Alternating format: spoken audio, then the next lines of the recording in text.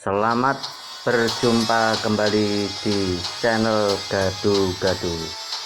Pada kesempatan kali ini, channel Gadu-Gadu akan mengetengahkan tentang seorang sosok pejuang kemerdekaan Republik Indonesia pada tahun 1945. Ia adalah bernama Supriyadi. Supriyadi yang merupakan pahlawan pada pejuang peta yang lahir pada tanggal 16 April 1923. Ia lahir di daerah Trenggalek dengan nama ayahnya adalah Raden Darmadi yang sekaligus merupakan Bupati Blitar pada saat tahun 1945. Ketika Supriyadi kecil, ia sekolah di ELS setingkat SD yang merupakan sekolah peninggalan zaman Belanda.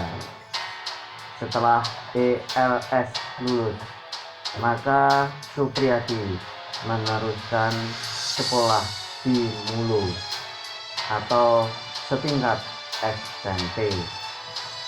Baru setelah SMP atau sekolah di Mulu selesai, maka Supriyadi pergi ke Magelang. Ia ingin meneruskan sekolahnya di Pamong Praja, Magelang. Tetapi baru sekolah beberapa tahun terjadi pergeseran peralihan. Pada waktu itu penjajah Jepang datang ke Indonesia pada tahun 1942. Jepang mendarat ke seluruh pelosok Nusantara hingga kemudian terputuslah Supriyadi dari sekolah Pamong Praja. Untuk tahap berikutnya, Supriyadi mengikuti pelatihan Saimandoya yang berada di kota Tangerang, Jawa Barat. Sekitar bulan Oktober 1943, Jepang menerapkan siasat yaitu perang melawan Belanda dan sekutunya dengan membentuk peta yang terdiri dari anggota-anggota pribumi dengan tujuan bahwasanya peta akan berjuang melawan negeri Belanda dan sekutunya yang berada di garda depan. Di peta, Supriyadi dikenal sebagai pemuda yang cerdas. Bahkan ia dilirik Jepang untuk dimasukkan ke Seinen Dancho, yaitu barisan pemuda yang diperuntukkan untuk menyerap informasi kekuatan sekutu di Asia Tenggara, khususnya Hindia Belanda.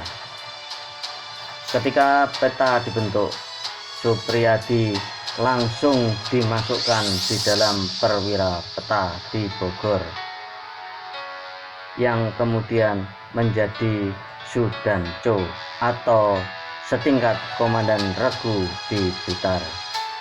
Supriyadi dibentuk bersama-sama dengan Jenderal Sudirman, Ahmad Yani, Sarwo Edi, Kemal Idris, dan lain sebagainya.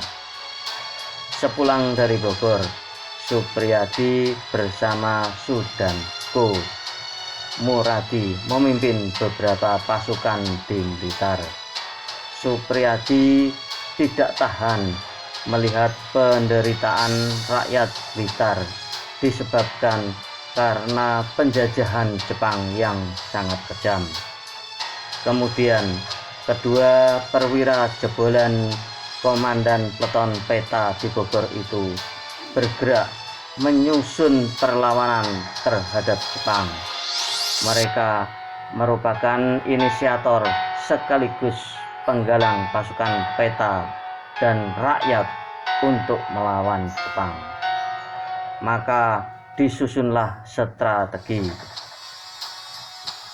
Pada tanggal 14 Februari 1945, di pagi-pagi hari sekali, Muradi memberikan isyarat bahwasanya peta harus menyerang atau menyerbu pos penjagaan di Jepang. Akan tetapi rencana tersebut sudah diketahui oleh tentara Jepang, sehingga penyerangan pada tanggal 14 Februari 1945 adalah merupakan jebakan dari tentara Jepang, yang kemudian terjadilah pertempuran hebat di militer yang mengakibatkan tentara peta mengalami kekalahan. Kemudian tentara peta lari ke dalam hutan. Dalam tempo kurang dari 3 hari, tentara Jepang berhasil melumpuhkan perjuangan Supriyadi. Sebanyak 78 orang perwira dan prajurit peta ditangkap, dijebloskan ke dalam penjara untuk diadili kesalahannya. 6 orang, salah satunya adalah Sudanko Muradi, divonis hukuman mati di Ancol pada 16 Mei 1945. Sedangkan sosok Sudanko Supriyadi hilang tak terjamah. Demikian tentang sejarah singkat mengenai sejarah Supriyadi. Mungkin pada saat sebelumnya Supriyadi ada yang berpendapat bahwasanya ia mukso atau ia ditangkap Belanda kemudian diadili secara diam-diam oleh pasukan Jepang. Wallahu alam. Untuk itu silakan di like dan di subscribe untuk mendapatkan video-video tentang sejarah Indonesia yang telah hilang.